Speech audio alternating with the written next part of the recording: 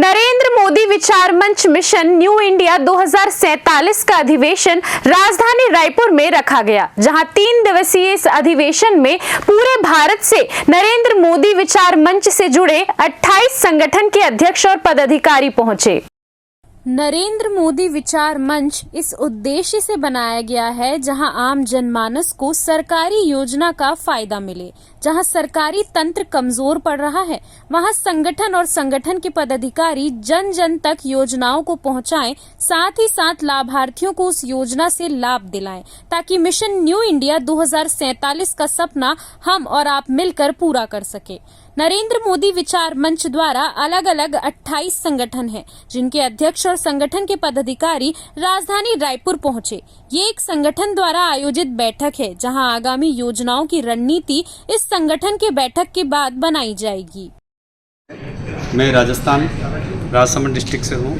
हमारे वहाँ पे खनिज के सबसे ज़्यादा मार्बल के उद्योग और इंडस्ट्रीज और माइंसेज वगैरह है, और लंबे समय से मैं मिशन न्यू इंडिया और नरेंद्र मोदी विचार मंच में भी पहले प्रदेश अध्यक्ष वगैरह रह चुका हूँ। लेकिन प्रदूषण की समस्याएं निरंतर और प्रशासन के गलत फैसले और गलत निर्णय की वजह से जो उद्योगपतियों को गलत तरीके से जो लीजें वगैरह करी गई और पर्यावरण पे बिल्कुल भी ध्यान नहीं दिया गया। हम लोग उस क्षेत्र में आज की तारीख में बहुत व्यवस्थित काम कर रहे हैं। हम मार्बल वेस्ट को कैसे यूज़ कर सकते हैं उस पर काम कर रहे हैं। हम वृक्षारोपण पे काम कर रहे हैं, वृक्षों की कटाई पे रोकने में काम कर रहे हैं।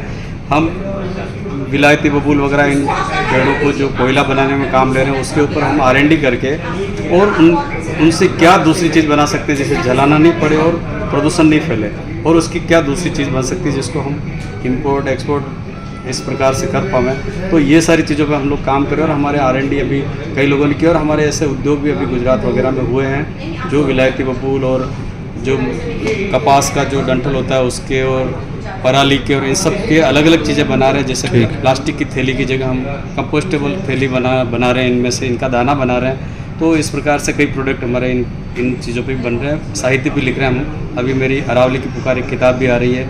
इसके पहले भी हमने कंपोस्टेबल पर्यावरण रक्षक पे किताब लिखी है, और भी कई सारे साहित्य लिखे, और लगातार इस प्रकार के अलग अलग सब्जेक्ट्स में। और जो नौकरशाही है, शासकीय विभाग है और जो प्रशासन है, उनको हम बताना ये चाह रहे हैं कि आप सब पर्यावरण से किसी न किसी तरीके से हर विभाग जुड़ा हुआ है, चाहे GST विभाग है, चाहे। नमस्कार, मेरा नाम अनुराग जैन है।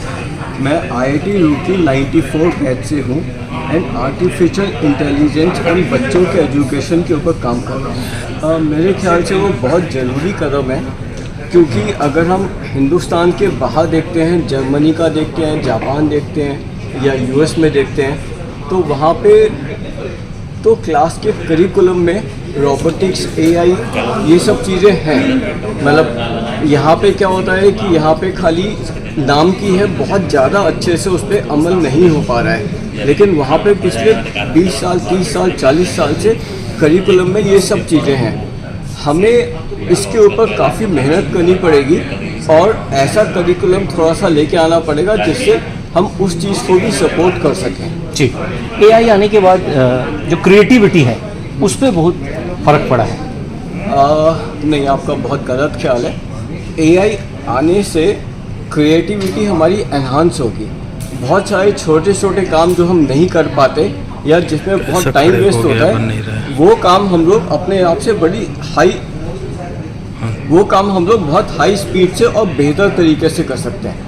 मसलन जैसे कोई अर्थक्वेक आ रहा है, तो अर्थक्वेक के ऊपर अगर हमारे सेंसर्स सब जगह लगे हुए हैं, और अगर बच्चों को लगाए, बच्चों के माध्यम से वो सेंसर्स स्कूलों की तरफ से लगे हुए हैं, तो सब लोग पार्टिसिपेट करेंगे, उनका ज्ञान बढ़ेगा, और बहुत सारी जो अट्रॉसिटी हो सकती है उसको रोकने में मदद मिलेगी।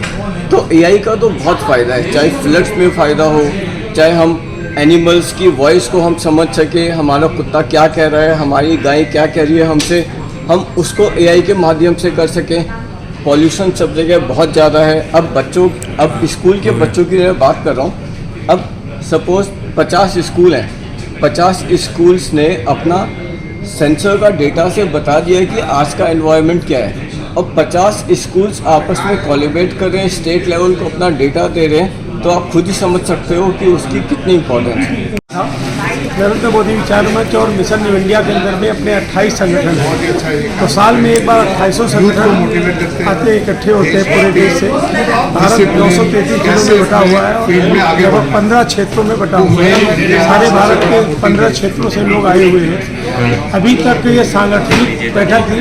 अब इसके बाद जो सत्र होगा वो भारत सरकार और केंद्र सरकार की जितनी भी योजनाएं हैं उनके प्रशिक्षक आने वाले हैं, जिसमें हमारे IIT के डायरेक्टर्स आ रहे हैं। IIT डायरेक्टर अपने रुड़की के, IIT डायरेक्टर खड़गपुर के और 3 वाइस चांसलर आ रहे हैं। और हिमांशु जी जो हमारे MSME के एक्सपर्ट हैं दिल्ली के, वो आ रहे हैं।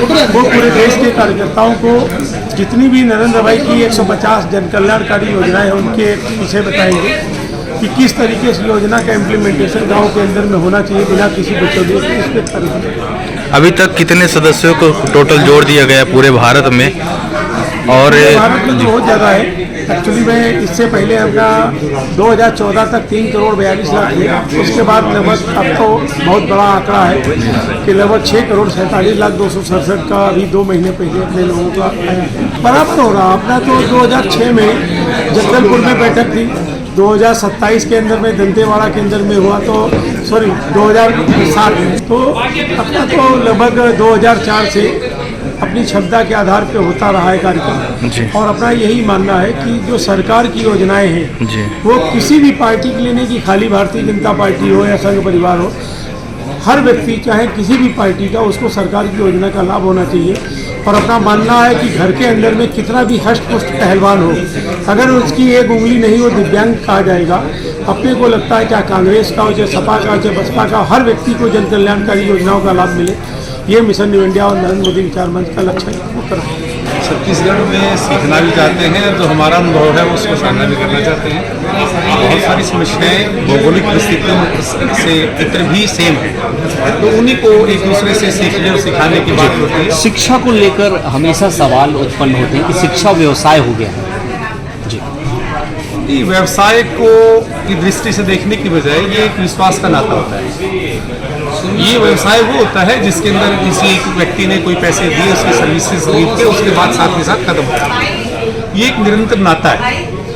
शिक्षक अगर कुछ देता है वो विश्वास के साथ है, क्योंकि एक दिन का नाता नहीं, वो कई सालों 15 साल के आसपास बच्चा किसी स्कूल के अंदर पढ़ता है, 8-10 साल जो है किसी कॉलेज के अंदर पढ़ता है। तो ये कोई एक दिन का या एक किसी लम्हे का नाता नहीं है, या किसी एक कमोडिटी की बात नहीं है। ये आपसी जो है एक समझ, और ख़ास करके उस बच्चे के लेवल पे जाकर के उस शिक्षक को वो चीज़ें बतानी होती हैं कि भाई जो उसको आज की जीवन के अंदर प्रासंगिक बनाए और जो उसकी रेलेवेंस जो है दिन प्रतिदिन बढ़े। जी, प्राइवेट स्कूल में ये देखा गया है कि जो गणवेश है वो 5 दिन के 6 दिन के अलग अलग गणवेश है। कितना सही है ये? इसे कितना सही मानते हैं? मैं इस कुछ एक अपवाद हो सकते हैं, अदरवाइज 2 या 3 गणवेश इसलिए होते हैं कि कई दफ़ा अगर एक ही गणवेश अगर 5 के 5 या 6 के 6 दिन रहे तो उसके अंदर बच्चा अगर मान लीजिए वो गंदा भी हो गया है तो उसको नहीं बदलता है। अगर जैसे 2 दिन एक गणवेश रहा, तीसरे दिन बदल गया तो उसके अंदर फिर बच्चा कंपल्सरीली उसको साफ करता है।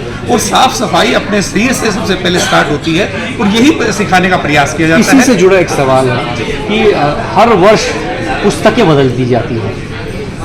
इसमें ये है कि क्योंकि आज जो है सूचना की क्रांति का दौर है, हर दिन नई से नई जो टेक्नोलॉजी एजुकेशन के अंदर आ रही है।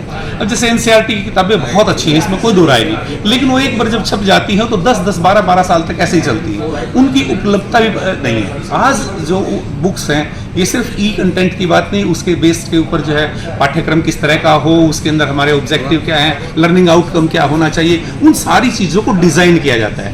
और ताकि उस टीचर को जो कि जो है निरंतर जो है प्रयासरत रहता है कि अपने बच्चों को और अच्छी से अच्छी शिक्षा कैसे दे, उनको व्यवस्थित रूप से पाठ्यक्रम मिलता है। तो इस वजह से जब जैसे ही हर साल किसी न किसी सब्जेक्ट की कोई न कोई अच्छी क्रांति जो है चीज़ उसके अंदर एजुकेशन के अंदर आती है, तो हमारा ये प्रयास रहता है कि उसको हम समावेश करें, उससे अछूता ना रहे। जी, हर माँ बाप अपने बच्चों को अच्छी शिक्षा देना चाहते हैं, मगर प्रति वर्ष शिक्षा दर में बढ़ोतरी हो रही है।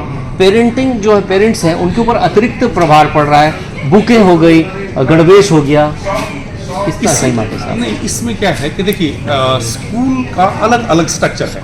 एक स्कूल है जो थोरोली AC है, उसका जो है रूम एसी है, उसकी बसेस एसी है। आप जिस लेवल का जो चीज़ चाहिए आज की डेट में समाज के अंदर उसी तरह की चीज़ उपलब्ध है। अब मान लीजिए आप सक्षम हैं तो क्यों ना आपको एक अच्छा स्कूल वो जो आप चीज़ें दे सकते हैं, तो वो बजाय इसके कि आप विदेश में पढ़ने अपने बच्चों को भेजें, विदेश से शिक्षा लें, हमारा पैसा भी वहाँ जाए, हमारा बच्चा भी वहाँ की जो है वो चीज़ें जो शायद हमारे लिए प्रासंगिक नहीं वो सीखे, उसकी बजाय एक से एक यहाँ पर अच्छे से अच्छा स्कूल है। लेकिन अगर बजट स्कूल की बात करें तो बजट स्कूल भी है। ये पेरेंट्स को कई दफ़ा क्या होता है कि जितनी उसकी सामर्थ्य है, सामर्थ्य से ज़्यादा सोच करके और हायर स्टैंडर्ड की जब तरफ बढ़ता है तो तब वहाँ कहीं न कहीं वो अपने आप को थोड़ा सा संकुचित महसूस करते हैं। ठीक सर। CCN शार्क न्यूज के लिए ब्यूरो रिपोर्ट।